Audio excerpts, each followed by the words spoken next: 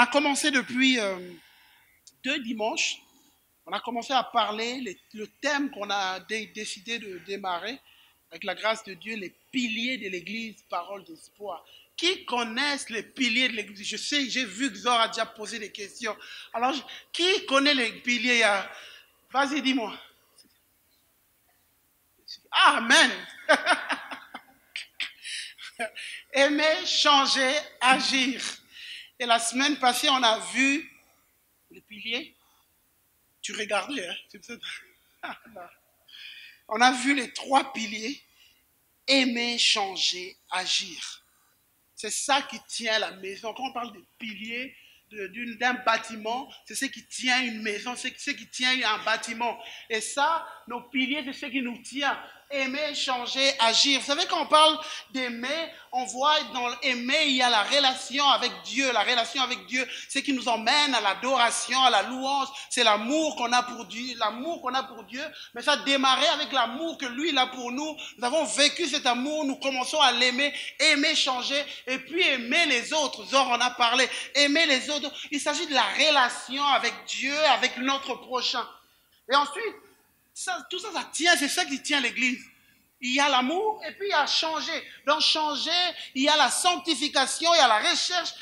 Il s'agit de notre vie. Il s'agit de notre vie, la recherche de la sanctification, la recherche du changement. C'est notre vie. Ça fait partie de notre vie. Et donc tout ça, pendant qu'on aime, on n'est pas juste des gens qui aiment, mais on est des gens aussi où nos vies changent. On se sanctifie, on se purifie pour Dieu. Changement.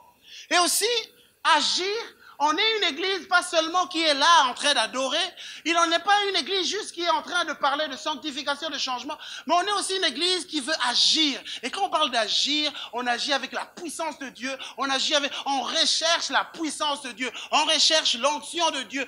Jésus disait, mon Père agit, moi aussi j'agis. Et c'est ça qui nous garde dans l'équilibre. On n'est pas juste des gens qui cherchent puissance, mais on cherche la puissance, on cherche la transformation de nos vies, on cherche à aimer Dieu, à être attaché à Dieu. Vous savez, on manque d'équilibre quand on va juste dans une direction.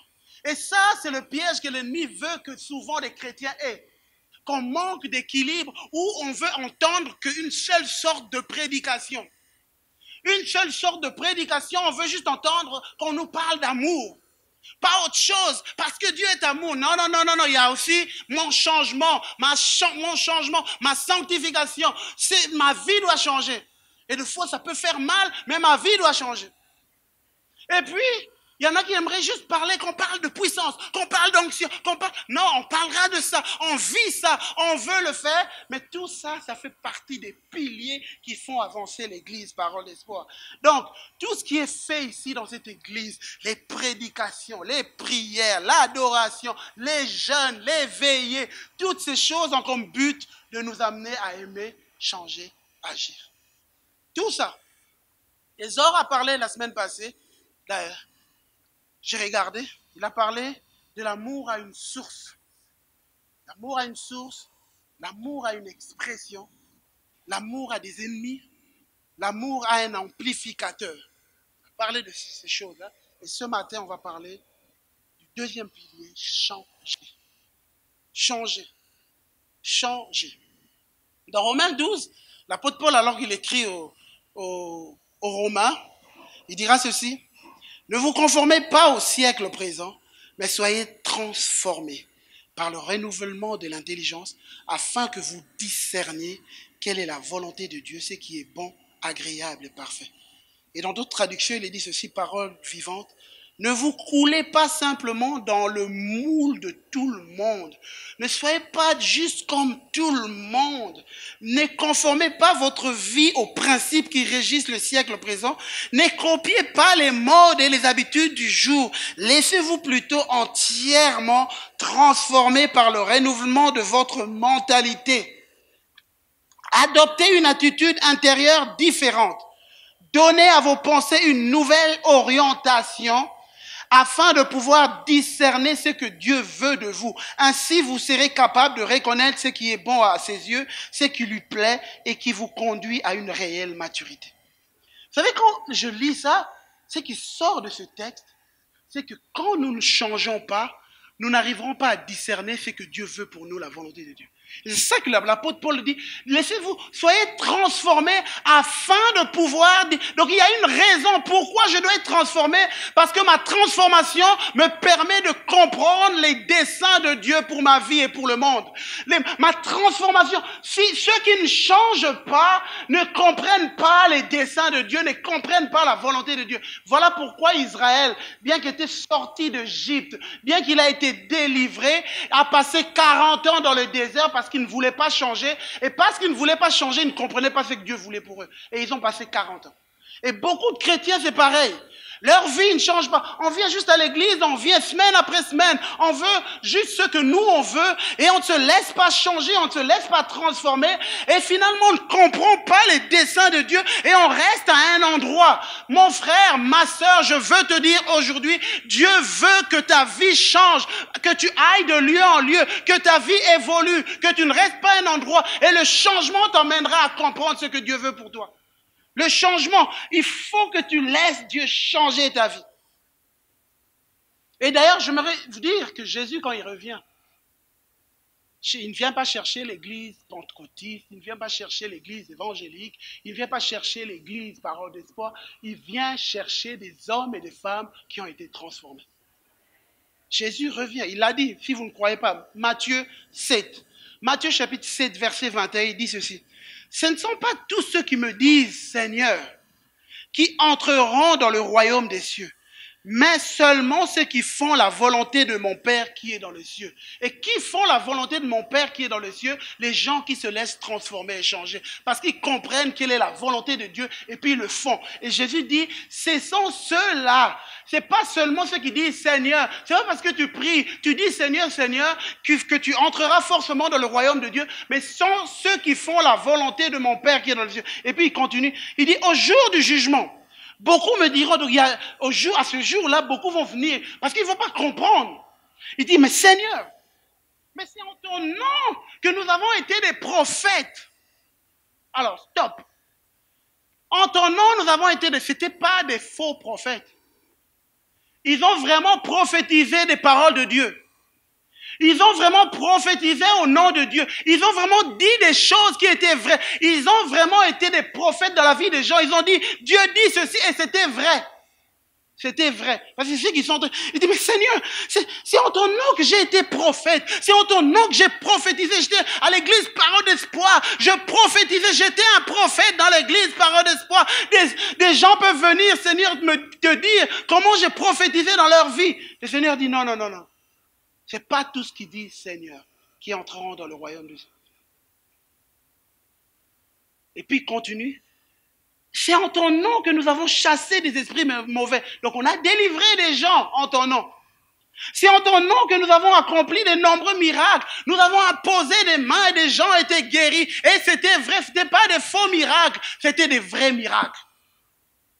Mais Jésus, et puis ils disent à Jésus même, ne le sais-tu pas? Tu n'es pas au courant que moi, j'ai prêché à des gens ont été changés, tu n'es pas au courant, Seigneur. Le Seigneur dit non, alors je leur déclarais, je ne vous ai jamais connu. Allez-vous-en de moi, vous qui commettez le mal. Voilà pourquoi avant de passer au troisième pilier où on va parler de l'œuvre dans la puissance de Dieu, il est important de savoir que nous sommes des hommes et des femmes qui ont besoin de changer. J'ai besoin de changer. Je ne sais pas pour vous. Moi, je veux que Jésus me prenne quand il reviendra.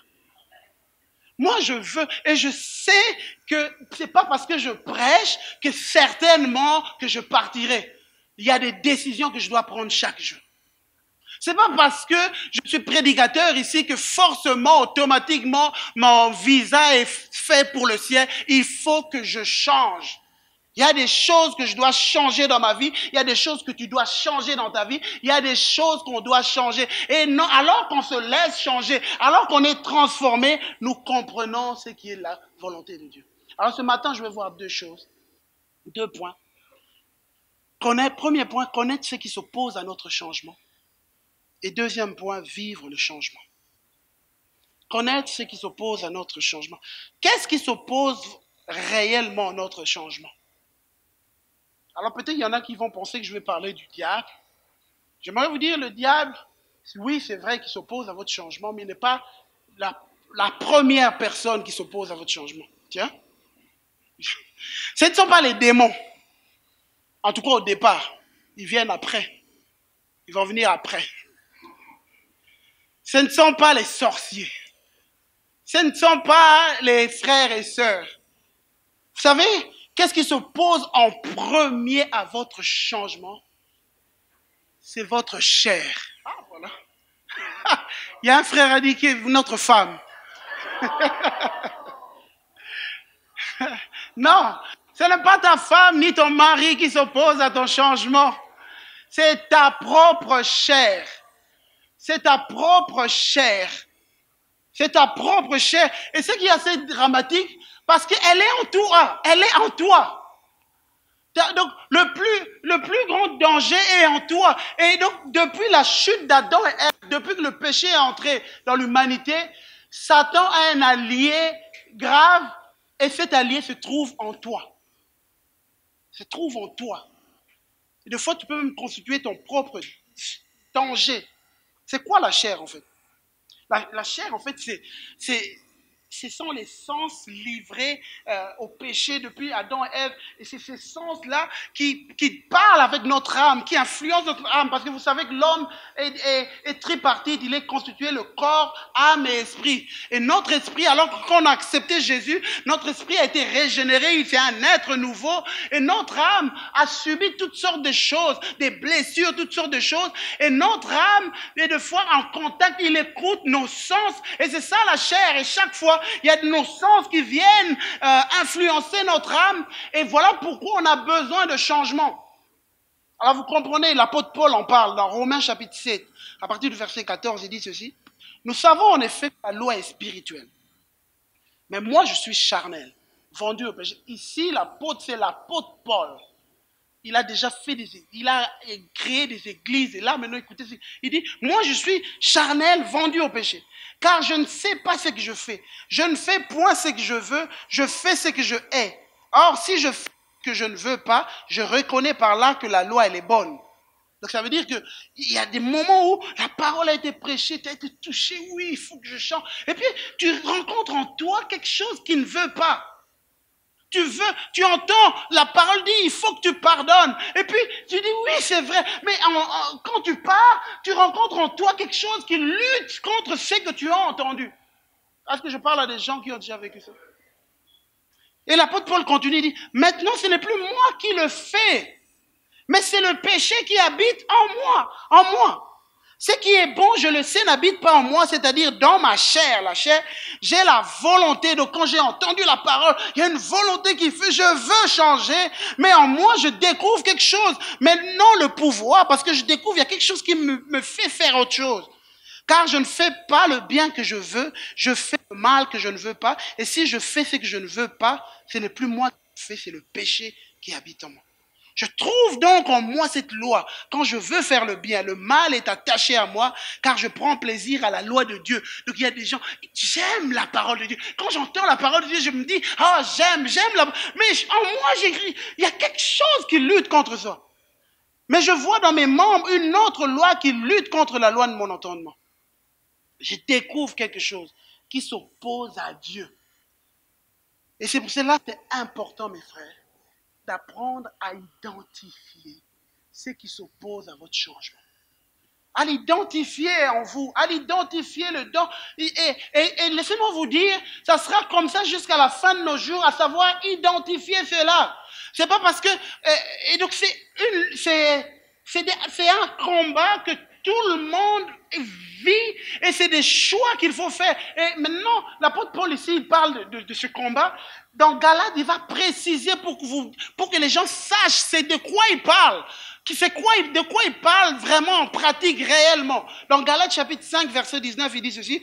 Or, les œuvres de la chair sont manifestes, ce sont l'impudicité, l'impureté, la dissolution, l'idolâtrie, la magie, les inimitiés, les querelles, les jalousies, les animosités, les disputes, les divisions, les sectes, l'envie, l'ivrognerie, les excès de table, les choses semblables. Je vous dis d'avance, comme je l'ai déjà dit, que ceux qui commettent de telles choses n'hériteront point du royaume de Dieu. Et j'aime bien la version parole vivante, elle, vraiment, ça explique ce qu'il vient de dire. En effet, un comportement inspiré par l'être instinctif est facile à reconnaître.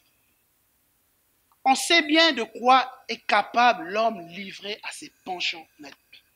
Ce sont d'abord des pensées un peu. Donc, ici, j'aimerais dire, je ne parle pas seulement des gens qui commettent des actes. Je parle des gens aussi qui vivent des choses dans leurs pensées. Alors, quand on parle de la chair, ce n'est pas juste les actes. C'est aussi dans les pensées. Alors, juste pour que vous explique, qu'on vous compreniez, tu es un enfant de Dieu, je parle, et tu sers Dieu, tu es marié. Et puis un jour, alors que tu es là dans la maison, tu regardes un bon film, et puis finalement, tu vois des scènes bizarres dans le film, et puis à un moment, tu ne comprends pas, il y a toutes sortes de pensées qui viennent. Tu n'as pas commis l'acte, mais il y a des pensées qui viennent. Et ces pensées te poussent à faire autre chose que tu es censé faire. Ça, c'est ça qu'on appelle la chair. La chair se nourrit de ces choses et puis la chair commence à te donner, parce que la chair, elle est corrompue, elle commence maintenant à te donner des choses. Oh, il n'en était pas ainsi avant le péché. Avant Adam et Ève, avant qu'ils ne commettent le péché, il n'y avait pas ça. Mais dès l'instant où Adam et Ève ont commis ce péché, l'être humain, il y a toutes sortes de ces choses qui viennent combattre ce que Dieu veut faire dans ta vie. Et c'est pour cela qu'il faut que tu comprennes ça. Il faut que tu comprennes. Et il est dit. Donc les pensées, ce sont d'abord les pensées impures, la sensualité, l'immoralité, l'indécence, libertinage, adultère. Et d'ailleurs, Jésus l'a dit, quand l'adultère, on ne le commet pas seulement parce que tu as été physiquement, mais il dit qu'une personne qui regarde une femme comme en la désirant, commet l'adultère avec la personne dans sa tête. C'est déjà, ça commence là. C'est déjà là qu'il faut traiter. L'adultère, la débauche. Et puis il continue. C'est ensuite l'adoration de faux dieux. La chair nous emmène à remplacer Dieu. À remplacer Dieu. Il y a des gens qui vont trop mettre une personne à la place de Dieu. L'idolâtrie. Donc on remplace. Ça, c'est la chair. La superstition, l'occultisme, la sorcellerie, la magie. Et puis continue, ce sont les inimitiés. Où on voit des gens, on comprend, on se dispute avec tout le monde. Ou peut-être, il y a des dit, non, moi, telle personne, je ne l'aime pas, elle, je ne l'aime pas. Ça, c'est la chair. C'est la chair. La chair est là toujours pour créer des inimitiés, les discords, les querelles, où on se met en désaccord les uns les autres. Et ça, ce sont les œuvres de la chair. Et c'est pour ça que je disais tout à l'heure que ce n'est pas seulement les démons. Les démons, ça vient après. La chair, je vais vous dire, ça ouvre les portes aux démons. Mais au départ, c'est la chair. C'est la chair qui va te pousser à être en discorde parce que la telle personne m'a blessé, c'est fini, je ne veux plus entendre parler, je n'aime pas cette personne, je ne la supporte pas. Et c'est la chair. Et puis quand ces choses de la chair sont entretenues, ça ouvre une porte à l'esprit mauvais qui vient.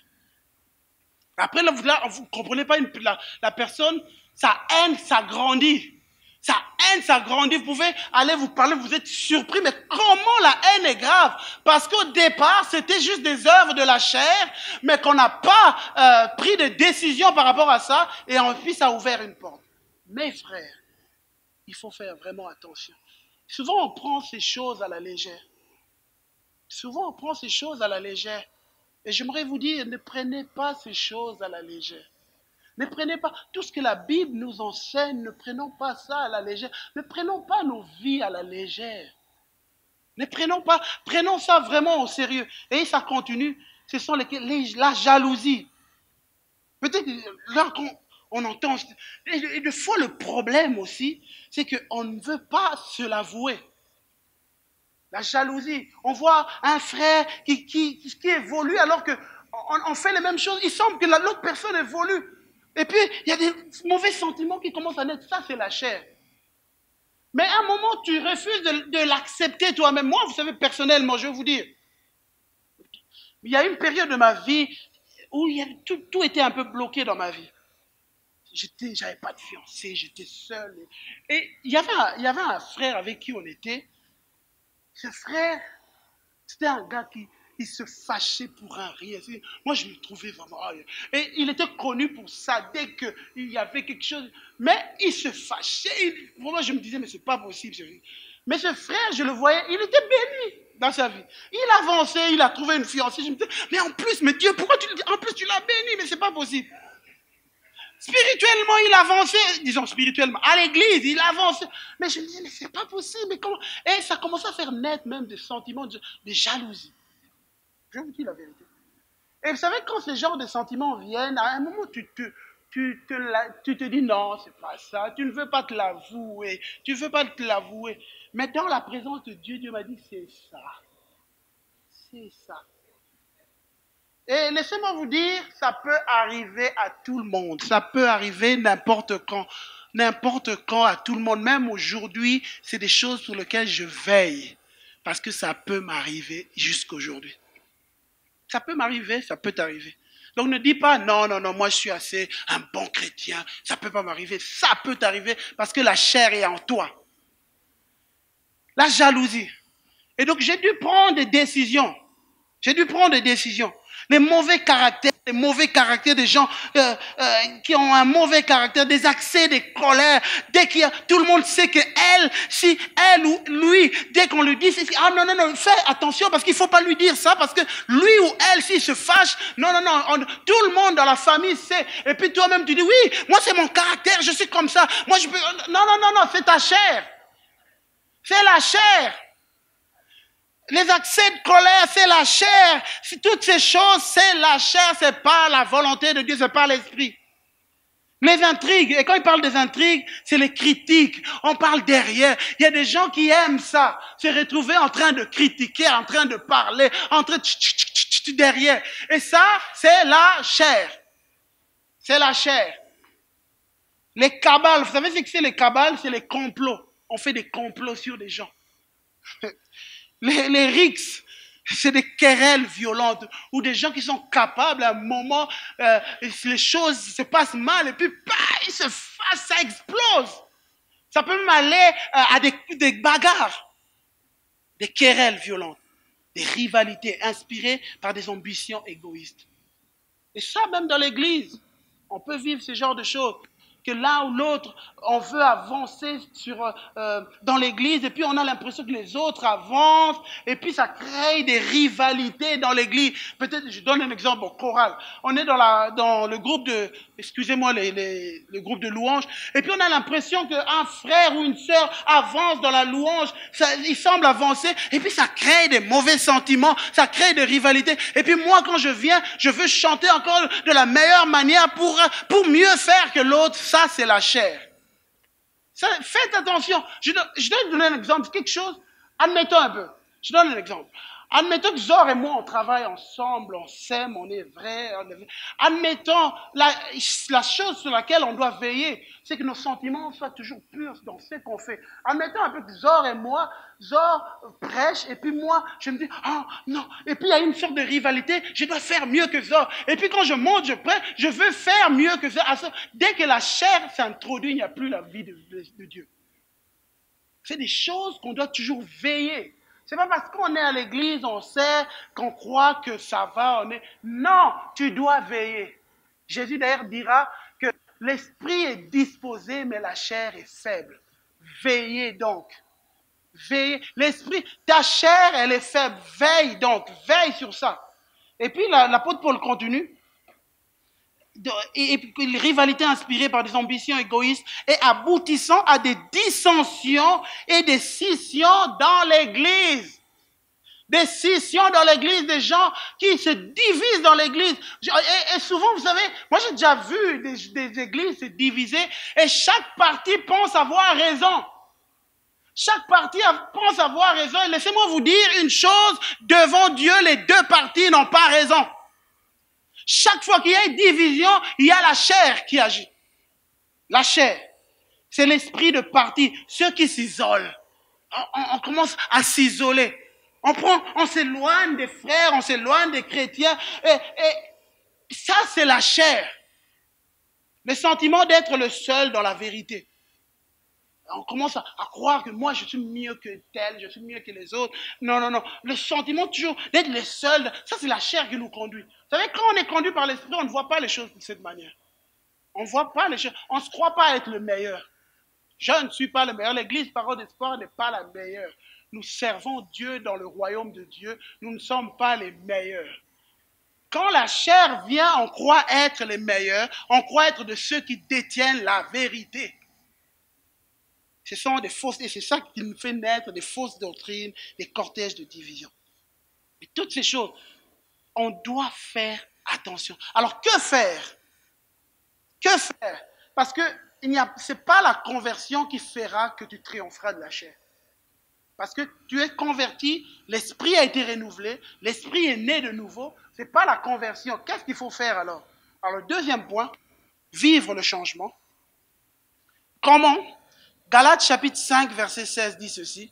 Je dis donc, marchez selon l'esprit et vous n'accomplirez pas les désirs de la chair.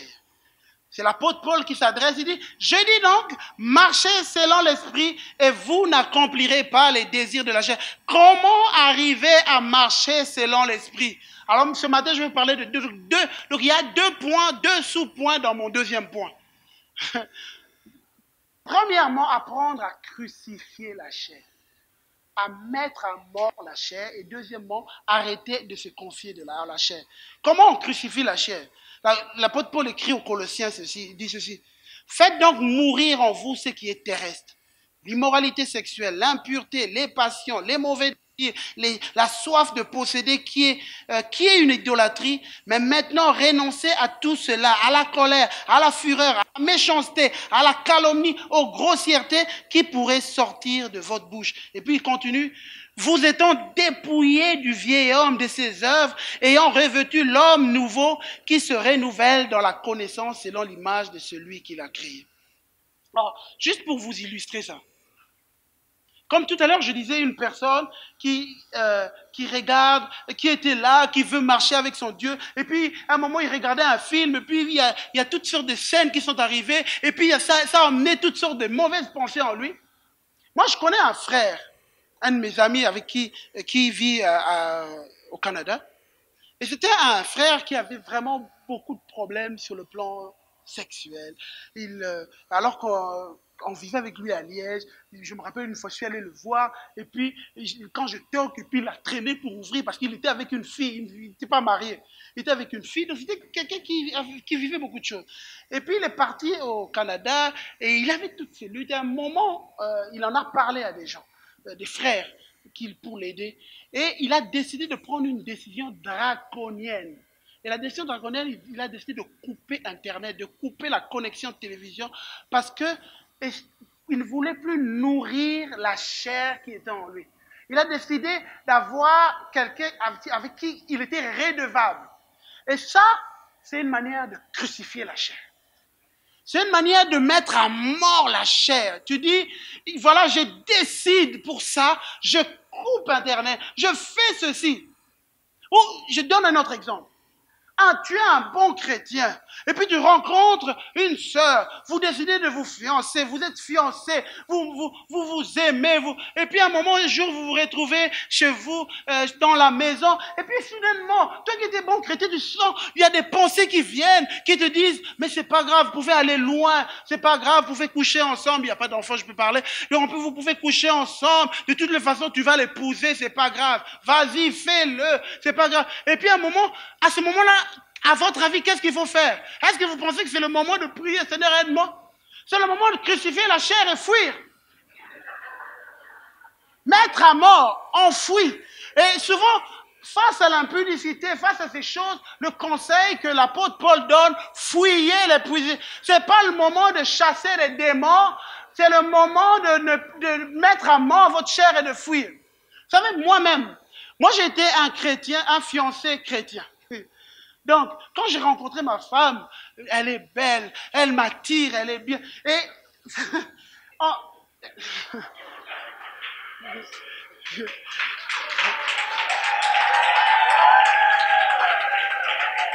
Alors, j'aimerais vous dire, peut-être vous, parce que je suis pasteur, je prêche, vous pensez que c'était facile, je marchais comme dans le nuage, je dis Dieu était avec nous. Les moments de fiançailles, j'aimerais vous avouer, c'était des moments durs pour moi. Dur de continuer à marcher dans la pureté, dur pour continuer parce que j'étais tenté. Et ce que les pensées venaient, dire écoute, vas-y. Et puis à un moment, il fallait prendre des décisions draconiennes. Moi, je vivais dans un studio, j'étais seul, je vivais seul. Et moi, j'ai décidé, on a décidé ensemble avec ma femme, écoute, on ne se retrouvera pas seul dans ces studios ici. Quand ma femme venait, parce qu'elle venait, deux fois, elle devait étudier, quand elle était là pour étudier dans mon appartement, moi j'allais étudier à la bibliothèque. Et quand je revenais pour la chercher, on allait chez elle. Et elle, chez elle, il y avait Zor qui habitait, il y avait Hervé qui habitait, il y avait... Tout le monde était là. Donc chaque fois où on était tranquille, c'était pour être chez eux, là où il y avait tous ses frères. Et même si on se retrouvait seul, on savait que d'un moment à l'autre, Zor allait arriver. D'un moment à l'autre, Hervé allait arriver. Ça, c'est se protéger de crucifier la chair. C'était une décision qu'on avait prise. Qu'on ne se retrouvera jamais seul, mais on se retrouvera seul dans l'endroit où on sait que tout le monde peut arriver. Et ça, c'est des décisions à prendre. Et ça, c'est crucifier. C'est dire, crucifier la chair, c'est quoi? C'est dire non à la chair. Et de chercher des situations qui feront que la chair ne va pas être nourrie. Quand je dis à que quelqu'un, tu décides de couper la télévision, toutes ces choses, ça veut dire que plus rien ne va nourrir ma chair. Plus rien ne va nourrir ma chair. Plus rien. Je donne un autre exemple. On parlait de jalousie. Il y a des choses qui commencent à naître en toi. Tu sens de mauvais sentiments. Apprends à reconnaître que non, là j'ai de la jalousie. Là j'ai de la jalousie. Et tu sais ce que tu dois faire. Comment crucifier ta chair? Va dire à la personne que tu vois évoluer, bénis-le. Dis-lui, mon frère. Et tout à l'heure, je vous racontais l'histoire de ce frère où il y avait en moi, j'ai commencé à ressentir de la jalousie. Et je me rappelle, il y a eu une proposition quand on était dans le groupe SFC, et on a proposé, il fallait... Donc, moi, je faisais partie des gens qui sont allés voir les responsables pour démarrer ce groupe-là. Et puis au moment où il y avait des gens qui proposaient des noms, ils proposent le nom d'un autre frère avec qui on était, mais en plus, ils proposent le nom de ce frère dont j'étais jaloux. On propose ce nom. Mais Seigneur, c'est pas possible. Mais comment est-ce qu'on propose ce nom? Vous savez comment on crucifie la chair à ce moment-là? On le bénit. On le pousse. On est derrière lui. On le bénit. Et si, par exemple, même à ton travail, tu t'attendais à avoir une promotion et c'est une autre personne qui, là, va féliciter la personne qui a eu sa promotion. Dis-lui, je serai derrière toi. Je serai le meilleur employé derrière toi. Moi, je vais travailler pour toi. Je vais te bénir. Même si, et quand tu le fais, je t'avoue, tu vas voir que ça te fait mal. Ça fait mal à la chair. Ça, c'est crucifier la chair. Ça te fait mal, mais tu dis, je le ferai. Notre exemple, tu es quelqu'un, dès qu'on fait quelque chose, tu es blessé. Et parce que tu es blessé, tu veux être dans ton côté, tu boudes. Et crucifier la chair, tu sais c'est quoi? Tu décides que j'ai l'impression, on m'a fait mal. Je suis déçu de telle personne, mais je vais la bénir. Je vais la faire du bien. T'es une femme mariée, t'es un homme marié, et ta femme ou ton mari a fait quelque chose. D'habitude, ton habitude est que tu dois bouder dans ton coin, vous ne parlez pas pendant plusieurs jours. Crucifier la chair, c'est quoi? Allez lui parler. Allez bénir, allez faire du bien. Et que ce soit même dans l'église, dans nos relations. Il y a des gens qui sont vite blessés par quelque chose. Mais Dieu te dit, apprends à crucifier la chair. Apprends à crucifier ta chair. Crucifier la chair. Je ne marcherai pas dans ce que je ressens parce qu'on m'a blessé. Moi, je vais faire du bien. Moi, je vais bénir. Moi, je vais élever. Peu importe ce qu'on m'a fait, je crucifie. Je dis à la chair, non, je ne veux pas. Je ne veux pas. Toi, tu veux que je sois dans la haine, mais je ne serai pas dans la haine. Toi, tu veux que j'en veuille, mais je n'en voudrais pas. Ça, c'est crucifier la chair. Ça, c'est que, et quand tu le fais, ça fait mal. Mais tu le fais. Tu le fais, tu sers des gens, ou tu sais. Et j'aimerais vous dire, j'aimerais vraiment que chacun d'entre nous comprenne. Personne ne peut arrêter votre progression. Personne. Que ce soit même à l'église. Même à l'église, vos progrès, si Dieu veut vous élever, personne ne pourra arrêter ça, ni même les pasteurs ne pourront arrêter. Si Dieu a décidé sur telle personne, je mets ma main, cette personne, je l'élève, laisse-moi te dire personne. Donc ne laisse pas ta chair quand tu vois que les choses sont bloquées, de t'en vouloir tel ou tel. Ça n'a rien à voir avec tel ou tel. Regarde à Dieu et quand je te dis que quand Dieu commence à élever ses enfants, personne ne peut retenir ça. Si vous ne croyez pas, marchez avec Dieu. Choisissez à marcher selon l'Esprit, vous allez voir. Que ce soit votre travail, que ce soit là où vous vous trouvez. S'il y a des blocages aujourd'hui, il faut que tu apprennes à crucifier ta chair. Et tu vas voir, quand Dieu va mettre ta main sur toi et que Dieu commence à t'élever, personne ne pourra résister. Personne ne pourra arrêter ça. Ça, je vous le dis. Et beaucoup, on se laisse ronger par la jalousie, la frustration. Et chaque fois qu'il y a tous ces sentiments, sache que c'est la chair qui agit. Apprends à crucifier la chair. Apprends à lui dire non, je ne serai pas dans la frustration, je ne serai pas dans la honte, je ne serai pas dans toute la haine, je ne serai pas dans toutes ces choses, mais moi je vais dire non et je vais marcher. C'est ça, marcher selon l'esprit. Marcher selon l'esprit. J'ai décidé, j'ai choisi l'esprit. Et ensuite, arrêtez de se confier en la chair. Jérémie, quand il écrivait, c'est ce passage que j'étais en train de lire. En fait, actuellement, je suis en train de lire les prophètes et je suis là en train de lire actuellement Jérémie. Et pendant que j'étais en vacances, ce passage m'a vraiment fait du bien. Jérémie chapitre 17, il dira ceci. Tu perdras par ta faute l'héritage que je t'avais donné. Par ta faute, tu vas perdre. Ça, c'est Dieu qui parle à son peuple. Tu perdras par ta faute ton héritage. Ainsi parle l'Éternel. Maudit soit l'homme qui se confie dans l'homme, qui prend la chair pour son appui et qui détourne son cœur de l'Éternel. Il est comme un misérable dans le désert. Il ne voit point arriver le bonheur. Il habite le lieu brûlé du désert, une terre salée et sans habitants. Vous savez, la chair te fait perdre ton héritage. La chair te retarde. La chair te fait perdre ton héritage. Et pendant que j'étais en vacances, j'étais en train de penser. Et Dieu, c'est comme si Dieu m'ouvrait ma vie à chaque fois que j'ai vécu. Moi, il y a eu une période de ma vie. J'étais chrétien, servant à l'église, mais je vivais selon la chair. Et quand je dis que je vivais selon la chair, je ne vivais pas dans le péché. Mais je vivais selon les sentiments, la vie de la chair, toutes ces choses. Et je sais pertinemment, pendant cette période de ma vie, j'étais comme bloqué à un endroit. Et pendant que j'étais en vacances, c'est comme si Dieu m'ouvrait les yeux par rapport à ça. Tu te rappelles à cette période, ta vie était bloquée à un endroit. Et c'est ça que Jérémie est en train de dire. Il est comme un homme dans le désert qui n'aperçoit pas le bonheur. Et tu es comme retardé dans un endroit.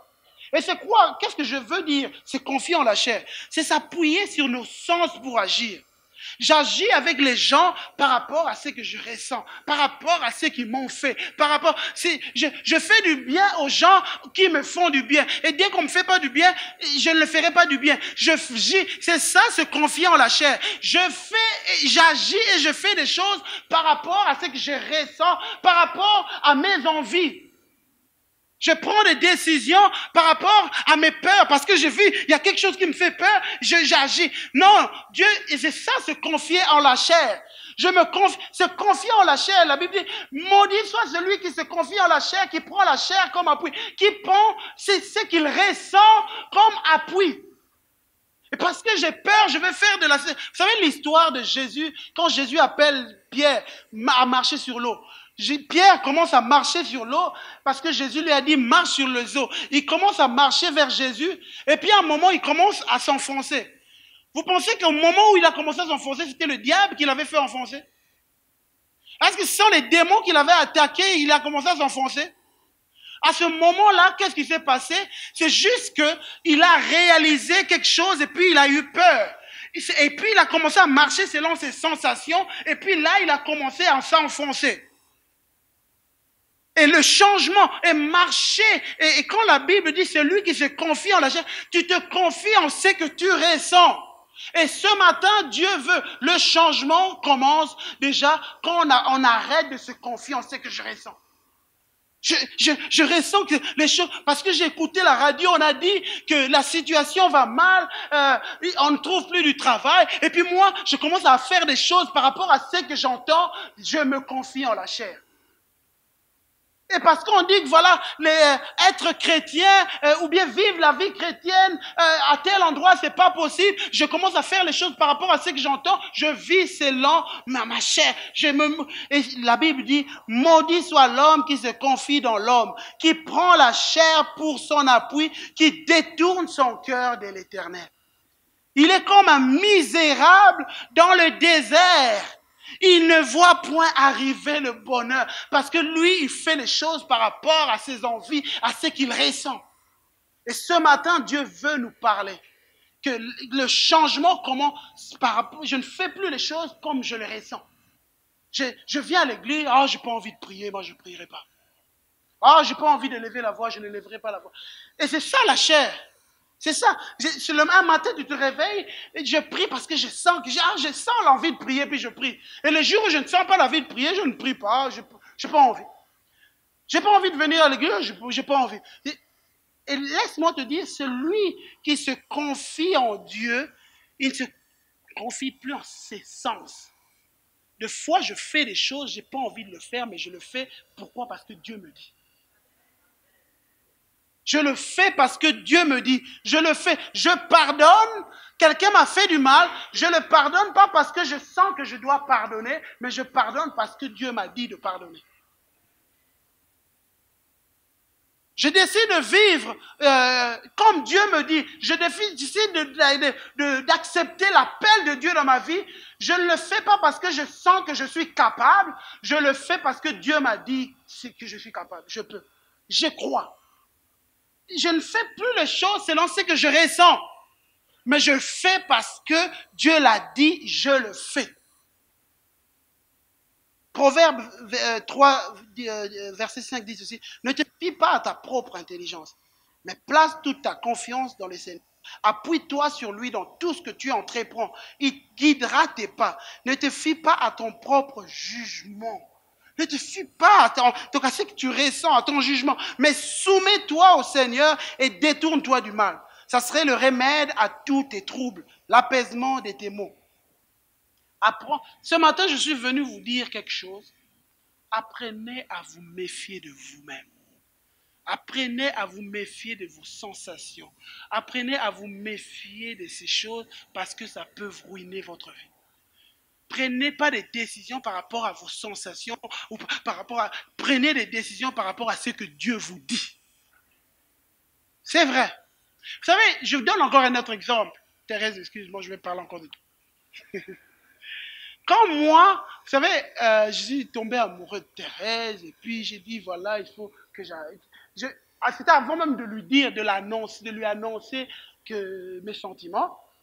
Elle avait remarqué, mais avant de lui dire ça officiellement, vous savez ce que j'ai fait? Je suis allé voir mon pasteur.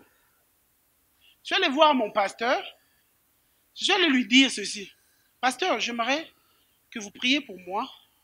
Et si vous, en priant, vous vous rendez compte que je m'égare, dites-le moi, je suivrai ce que vous allez me dire. Et en faisant ça, ça me faisait mal. Parce que je me disais, c'est un risque que je prends. Admettons que le pasteur me dit, je pense que ce n'est pas la volonté de Dieu. J'ai perdu. Mais pourquoi? Parce que j'avais appris à ne pas faire confiance en ce que je ressens. Et Zor avait fait pareil. Zor, tu permets que je parle de... Zor avait fait pareil en son temps avant moi, la même chose. Il avait fait la même chose. Parce que Zor et moi, on se connaît depuis des années, on se parle. Parce qu'on a appris, nous. Moi, je me rappelle, depuis ma conversion, quand je me suis converti, je me rappelle très bien. J'entendais mon pasteur, quand j'étais au Congo, le pasteur Jacques Verneau dire toujours, je ne fais pas confiance en ma chair. Et moi, c'est resté dans ma tête. Mon pasteur disait, je ne fais pas confiance en ma chair. Je ne fais pas. Et c'est resté dans ma tête et j'ai appris à ne pas faire confiance en ma chair. Et je suis venu dire à chacun d'entre nous que les hommes et les femmes qui triomphent, qui avancent, ce ne sont pas des gens qui sont plus forts, mais ce sont des gens qui ont appris à ne pas faire confiance en leur chair.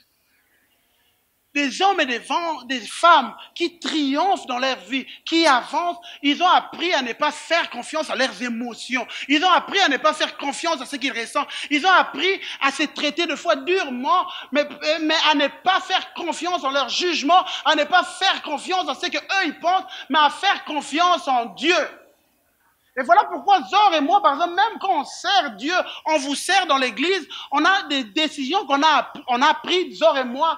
Par exemple, jamais on va accueillir une sœur juste moi seul dans un bureau avec une sœur, même si c'est pour prier, je ne le ferai pas parce que j'ai pas confiance en la sœur, mais parce que j'ai pas confiance en la chair. Et c'est la décision que Zor et moi on a pris. Dès qu'une personne, par exemple, appelle Zor, une sœur, Zor, pasteur Zor, je veux te parler.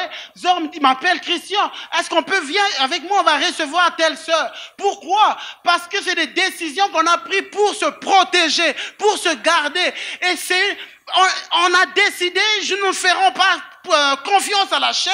Si je veux durer dans le ministère, si je veux rester longtemps avec Dieu, j'ai appris à ne pas faire confiance à la chair. J'ai appris à ne pas faire confiance à mes émotions. J'ai appris, et c'est chacun d'entre nous, c'est ce que nous devons apprendre.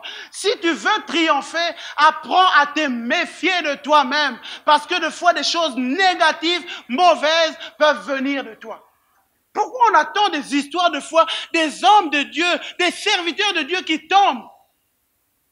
Vous pensez qu'ils étaient pas forts? Oui. Et laissez-moi vous dire, il y a des gens plus forts que toi qui sont tombés. Il y a des gens plus forts que toi qui se sont égarés. Il y a des gens plus forts que toi qui ont détruit leur couple. Il y a des gens plus forts que toi qui ont détruit tout ce que Dieu leur avait donné. Il faut juste apprendre à se protéger. Mari, protège ta femme, femme, protège ton mari. Apprendre à ne pas faire confiance à nos sens. Parce que ça nous perdra. Et voilà. Et si on ne le fait pas, on se retrouvera comme ce que Jérémie est en train de dire, ce misérable qui ne perçoit pas le bonheur. Et ce matin, on veut apprendre à changer. Le changement commence quand j'identifie que j'ai en moi un danger. J'ai en moi, les musiciens peuvent se rapprocher, j'ai en moi un danger. J'ai en moi la chair. J'ai en moi, c'est en moi. Ce n'est pas en dehors de moi, c'est en moi. C'est en moi. J'ai en moi la chair qui peut détruire ma vie. J'ai en moi la chair qui peut ruiner ma famille. J'ai en moi. C'est en moi. Tu n'as pas forcément besoin d'être possédé pour faire des pires choses. C'est ta chair. C'est juste l'instant où tu te laisses conduire par la chair. Mais apprendre à identifier. Et alors que je l'identifie, j'apprends à crucifier, à dire non. À dire non, j'ai dit non. À prendre des décisions draconiennes. Il y a des gens ici, vous devez prendre des décisions. Vous devez prendre des décisions et ayez des gens dans vos vies avec qui vous rendez des comptes par rapport à votre vie. Il y a des gens qui ici doivent prendre des décisions, apprendre à dire non à la chair, apprendre à dire non. La chair te dit ne pardonne pas, apprends à dire non, je vais pardonner. Je vais pardonner, je vais faire même du bien. Et la chair te dit, ah tiens, cette personne, elle t'a fait ça, mais franchement, remets le mal pour le mal. Fais-lui aussi du mal, mais tu te relèves, tu dis à la chair, non, je lui ferai du bien. Je lui ferai du bien. Et ça, la chair n'aime pas. La chair n'aime pas. Il y a des gens, on doit prendre des décisions. À prendre des décisions ce soir. Et pour finir, j'aimerais juste dire, des fois, nous, quand on fait des choses charnelles, on a l'habitude de spiritualiser ça. De spiritualiser ça juste pour qu'on s'accepte ça, on accepte ça. Mais des fois, les gens, au lieu d'être durs avec les autres, des fois, soyons durs avec nous-mêmes. Au lieu d'être durs avec les gens, soyons durs avec nous-mêmes, sévères avec nous-mêmes. Et puis, allons. Je ne suis pas en train de dire des gens qui doivent vivre dans la culpabilité. Non, je suis dur avec moi-même. J'expose ma vie à la lumière de la parole. J'expose ma vie. Quand il y a des choses mauvaises qui naissent en moi, je veux les exposer. Je dis, Seigneur, il y a ça dans ma vie. Je te l'avoue, je ne mentirai pas, je ne cacherai pas. Il y a ça. Seigneur, lave-moi. Et dès l'instant où tu es lavé, purifié, tu ne restes pas dans la culpabilité, Dieu te change. Mais ce matin, j'aimerais vraiment vous supplier. Ne cache pas ça, ne voile pas par une forme de spiritualité, mais expose ça devant Dieu, expose. Dis, Seigneur, il y a ça qui... Ça fait une vingtaine d'années dans ma vie que j'ai donné ma vie au Seigneur. Chaque fois, il y a des choses négatives qui viennent dans moi, et ça vient, ça arrive des fois. Et je dis, je ne cache pas, je ne fais pas semblant. Je dis la vérité à Dieu, je dis la vérité. Seigneur, il y a ces choses qui sont montées dans mon cœur. Seigneur, purifie-moi, lave-moi. Et le sang de Jésus me lave. Et alors je suis purifié, je suis fortifié. Je me relève et je deviens ce que Dieu veut que je devienne. J'ai crucifié la chair. Et ça, Dieu veut que chacun d'entre nous prenne une décision. On va courber nos têtes, on va venir dans la présence de Dieu. Alléluia. Crucifier la chair. Alors mon appel ce matin, tu as entendu toutes sortes de choses que je dis ce matin. Alors ce matin, mon appel d'abord, ceux qui veulent crucifier la chair. Crucifier la chair. Quand la chair vient te dire, je ne pardonne pas, remets le mal par le mal, tu dis non, je veux ce soir crucifier, ce matin crucifier la chair. Quand des mauvaises pensées viennent, te dis fais ceci, fais cela, mais tu dis non, ce matin je veux crucifier. Tous ceux qui veulent crucifier la chair, ce matin mettre à mort la chair, levez-vous, levez-vous, ensemble nous allons mettre à mort la chair. Et il dit non, je ne veux plus